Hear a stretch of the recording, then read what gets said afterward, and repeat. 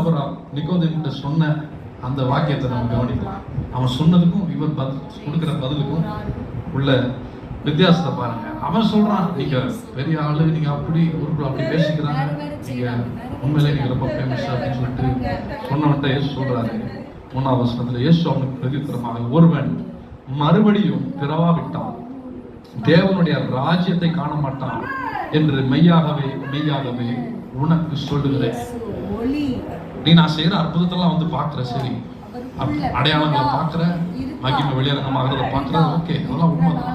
But அதோட முக்கியமான ஒரு விஷயத்தை நான் உனக்கு சொல்றேன்.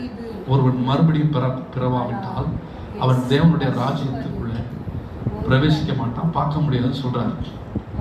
ராஜ்யத்தை குறிச்சு, இந்த ராஜ்யத்துக்குள்ள நம்ம எதை குறித்து தியானித்துக் கொண்டிருக்கிறோம்?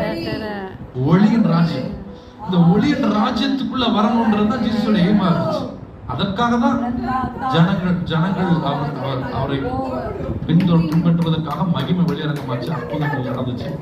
ஆனா ஜீசஸுடைய எய்ம் ஒண்ணுதான், ஜனங்கள் அவரை போலவே இந்த ராஜ்யத்துக்குள்ள வந்து அவரை போலவே மாற வேண்டும் என்று. அதனாலதான் சொல்றாரு 3வது அதிகாரம் 5, 6 ஆகிய வசனங்களை நம்ம பார்க்கலாம். யோவான் 3:5. அப்போ சொல்றார் ஜீசஸ், ஒருவன் ஜலத்தினாலும் ஆவியினாலும் பிறவாவிட்டால் தேவனுடைய ராஜ்யத்தில் பிரவேசிக்க மாட்டான் என்று மெய்யாகவே மெய்யாகவே உனக்கு சொல்லுகிறேன். அடுத்த வருஷம், மாம்சத்தினால் பிறப்பது மாம்சமாயிருக்கும், ஆவியினால் பிறப்பது, சொல்லுவோமா, மாம்சத்தினால் பிறக்கிறது, ஆவியினால பிறக்கிறது. நம்ம கொஞ்ச நேரத்துக்கு முன்னாடி நம்ம ஆண்டவருக்கு ஒரு நாமத்தை கொடுத்தோம். அது என்ன நாமம்? அது ஆவிகளின் பிதாவானது. ஹல்லேலூயா. இப்ப எத்தனை பேர் சொல்ல முடியும், நான் ஆவியினால பிறந்திருக்கிறேன், நான் மறுபடியும் பிறந்திருக்கிறேன், நான் ஆவிகளின் பிதாவினாலே மறுபடியும் பிறந்திருக்கிறேன்? எத்தனை பேர் ஆமென் சொல்றீங்க? ஆமென் விசுவாசிக்கிறீங்களா? நாம் அவருடைய வித்தா இருக்கிறோம். வேதம் சொல்லுவது 1 பேர் 1:23, அழிவுள்ள வித்தாகிய பொன்னினாலும் வெள்ளியினாலும் அல்ல, என்றென்றைக்கும் இருக்கிறதும் அழியாததும் அவன் அழிவில்லாத வித்தாகி அவருடைய ஜீவ வார்த்தையினாலே அவர் என்ன பண்ணியிருக்கிறார், நம்ம மறுபடியும் மறுபிறவி. ஹல்லேலூயா. விசுவாசிக்கிறீங்களா?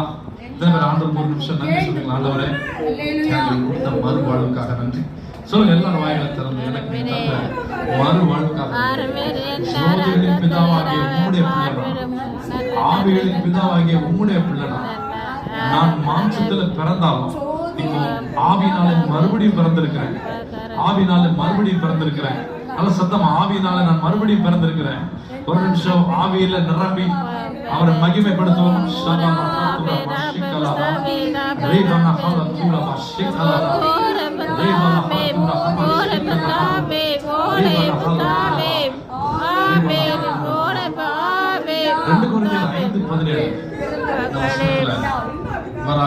போடப்பட்டிருக்கு.